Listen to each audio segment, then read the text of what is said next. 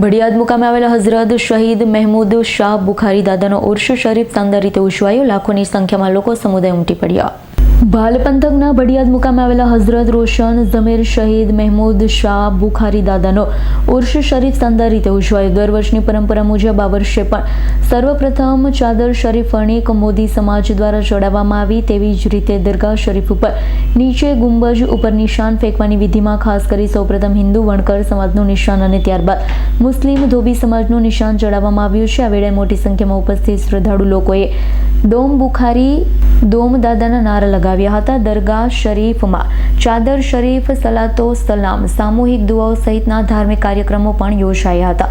આ વર્ષે અંદાજે 11 થી 12 લાખ લોકોએ આ ઉર્ષ પ્રસંગે હાજરી આપી હોવાનું જાણવા મળી રહ્યું છે.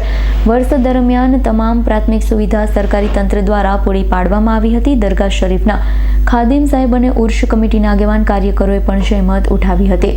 ઇરફાન સોલંકીનો રિપોર્ટ, S9 ન્યૂઝ, ભાવનગર.